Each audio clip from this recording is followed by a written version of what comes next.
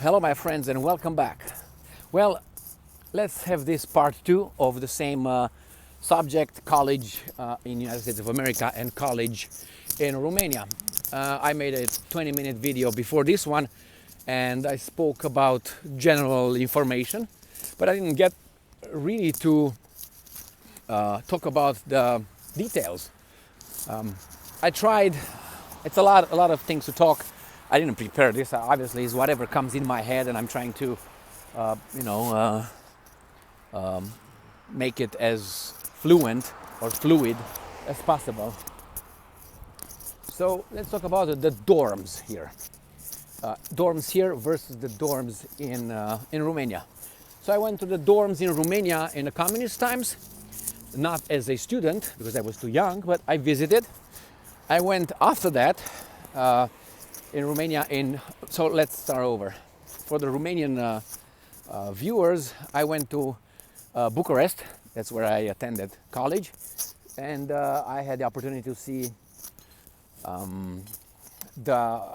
dorms in Cluj-Napoca in the communist times, then Cluj-Napoca after communist times, and then in Bucharest after communist times. And I can tell you that the conditions over there versus the conditions over here, garbage. Man, as I said in the previous video, you go to school to study, not to have a good time. Now, if having a good time, you can do that while you're studying, that's perfect. Here, behind this beautiful pines, I like this location very much, is the Moon Arena. That's the ice skating. Where I go ice skating, I like the pines very much in this location. It's one of my favorite spots. It's just a little piece of a few pines here. Then that's the Breslin Center, where the commencements occur after you graduate. That's where you invite your people to cheer you up or to applaud you that you graduated. Let me show you. That's where Magic Johnson, that Magic Johnson, he was playing. He attended Michigan State University, so that is the basketball arena, Breslin Center. I was in dorms here at Michigan State University when I attended, and very recently. And obviously I didn't see them all. I went to the old ones, and now I went to some new ones. Much better than where I come from, but still, the new ones here are like hotel, beautiful, like apartments, beautiful, beautiful. So, what else should we talk about? Classes here. Classes here, usually it's about 20-some people in a class, whereas in Romania, I can't even remember how many. They were at 30, I think, 30-some. I can't remember now. I think it depends. I know 4. I can talk about 4 experiences over there, but I still can't remember. I have friends, myself, relatives who attended, but I still can't remember how many we were because I think it was variable, but not. Sometimes, right here, for instance, you can have in a class 100 people, 80 people. I know I had an ISS. Am I going the right way? Huh? No, I don't want to go this way. How about this way? The ISS, the Integrative Social Science, and we were in an amphitheater. The whole amphitheater was full. And unfortunately, that was taught by an idiot professor. His name was, I will just give you the first name and last name's initial, even though I mentioned it in another video. Mark H. Mark H. Supposedly he had a PhD in history. He was a hack. He was an activist for certain kind of countries and certain kind of ideology. He's a garbage anyway. And I say it because we had some very bad conversations because I call him out. You don't teach a class based on movies. He was using movies, for instance, and these guys use movies as evidence or case study. Instead of using historical events, they use movie, and they ask you, what was Gigi's psychology, for instance, in that movie? Well, that's a movie, man. That's a script made by a guy. He could have created and make all kind of idiotic things. That's a make-believe. That's not reality. But he was trying to, make points. For instance, I remember he was Exodus. It was called, I think, Exodus. We had to watch that movie, a garbage movie. I think done in 1950s. I think it was with maybe Kirk Douglas, who's from Poland, and his parents are from Poland. And anyway, I think it was either Kirk Douglas or it was the other one, which is the same, Paul Newman. And it was about the, if I remember, a ship full of Jews trying to escape, blah, blah, blah, and go to somewhere else. I think in the Middle East, I can't even remember. But anyway, it was he used it as a, not as an educational, but how should I put it, soften us up towards certain kind of things. Whatever, fuck him. So here is we're gonna cross over the Red Cedar River. We did on the other side as well. And that was one of my favorite places with a waterfall in the other video. You can go kayaking here, canoeing, beautiful. It's a big campus, Now,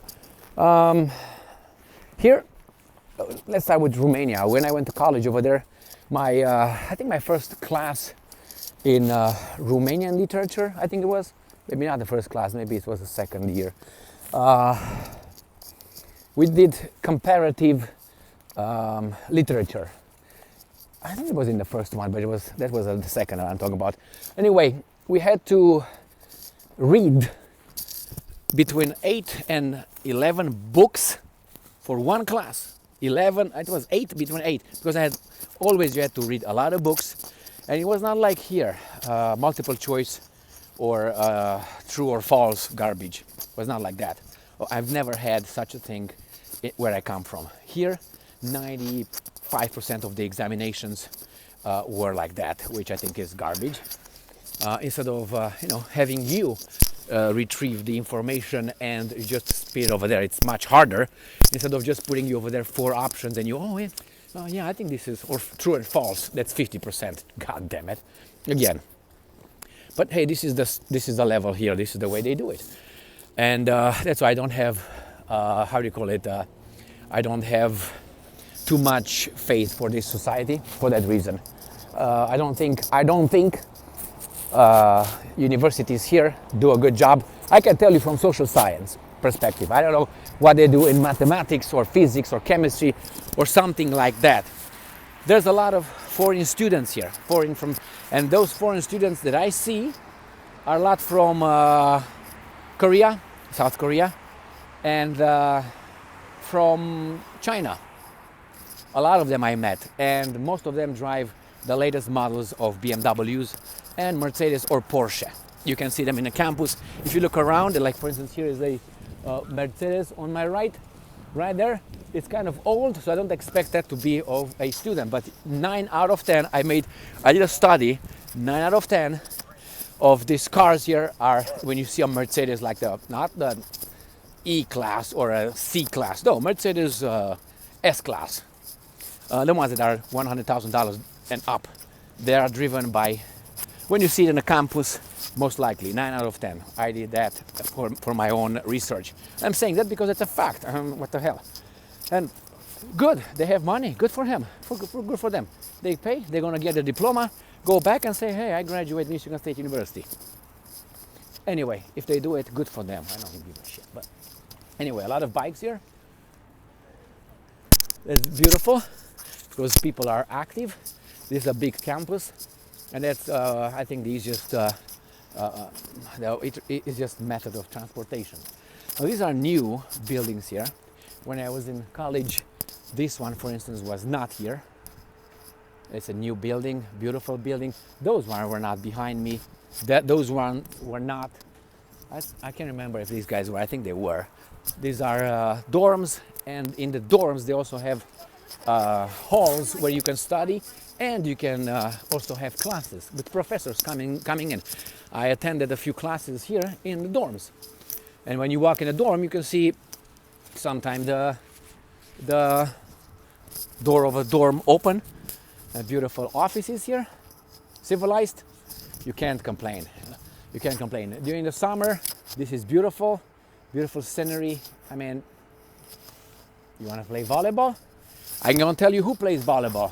I'm going to be honest because I walk and I know the Indians or the Pakistanis, they usually play volleyball here. Not the, no.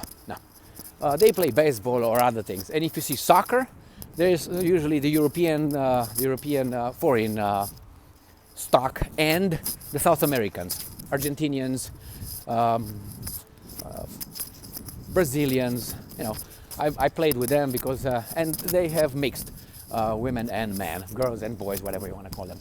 Again, these are the how do you call them when you sleep? Dorms. And here is the new building that I'm gonna go pass by it. They have a police here in the campus, very active. Never had any problem with them or anything. They have cafeterias where they go and eat. You pay for it, obviously, or if you have a scholarship, someone else pays for it. And what else can I tell you? The professors here. I went and I visited some professors. Not at home, but I'm not talking about the home. I'm talking about their offices here. Very poor, very small, very poor. I would have expected not like that office. I showed you that office that you can see through the window. Not like that. Not modern, old, and very small, cozy. But what do you need an office for? You need a computer. You need a desk, right? You need a chair and a window. That's it. The rest, you don't need it. Air, obviously, and if you keep expanding. So, what else can I tell you? Parking lot, as I said, never paid for a parking spot. Costs a lot of money. The professors are now, let's say, the system of education a little bit. In Romania, social science, very rigid versus US's, which is too flexible. But they're not stupid. Some of them are, like everywhere. I'm talking about both sides. But very, for instance, I said this, it happened to me in Romania. When you had to provide an analysis of a text or of a author, you have to read about that in many other books. And when you make a summary, let's say, you're not supposed to deviate out of that. Even though you're smart or you think you got something, they will not let you deviate regarding the work of that particular author or the author himself. So now I'm out of the campus. There's some beautiful lakes where I'm waiting for them to freeze so I can come and these are detention ponds. They're fake in case things happen in that neighborhood. These get filled up and then they flow into the red cedar which flows over there. Not yet.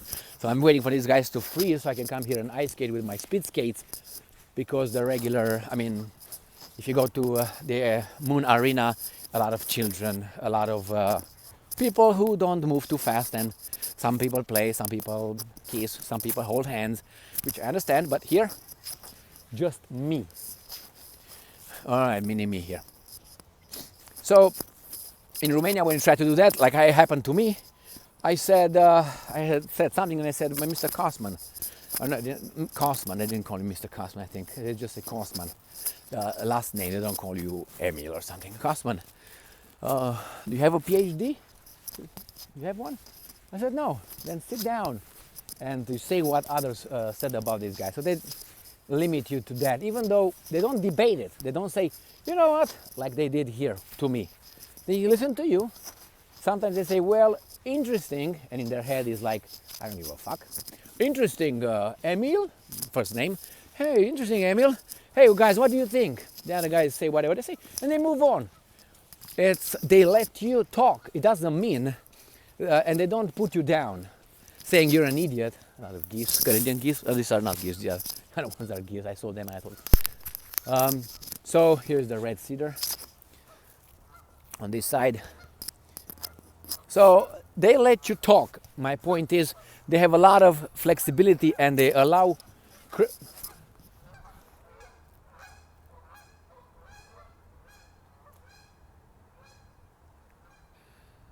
a lot of geese are gonna land on the lake, right?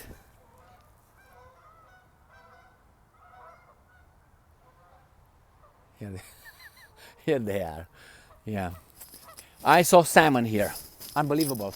They have access from the river, from here. They have access to this, and they have a little I don't know how you call that channel. It's not called channel. I don't know, civil engineering or anything like this. So they open it and close it. I'm not gonna get to that point. And the salmon entered here, and I saw them where the water was coming because they like to stay obviously where the current is. And yes, salmon comes in this river. When I went to college here, I saw for the first time salmon in the Red Cedar River while I was walking, crossing a bridge. 3 of them. I said, well, like, hey, it's impossible because you can see bikes in the river, you can see garbage in the river, and they still come from Lake Michigan to Lansing. Now this is about in straight line, let's say about 100 miles. I think something like that, 80, 90, straight line, because Lake Michigan is 60 miles. So I know that, yeah, about 60, 80. So they go like this and they come up to here. I caught here salmon a long time ago in a little creek. Carrier Creek is called, coming from the Grand River into, in this area, into Carrier Creek. 3 of them. At that time I was with some people just walking around and anyway. So here is the little, oh, we got here. Let me show you this, I don't know how you call this, access trap. It's a trap. All right, so here is where the salmons I saw actually.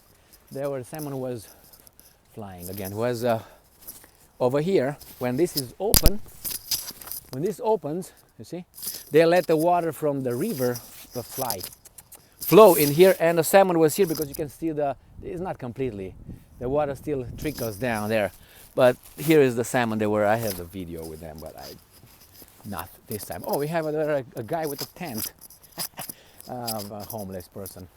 You see over there?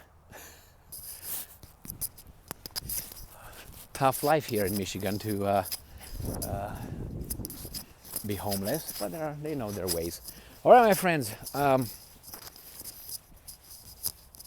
Education, social science as a bachelor's degree, for me it was like a communist time, and I'm in a communist time, that area, and after high school.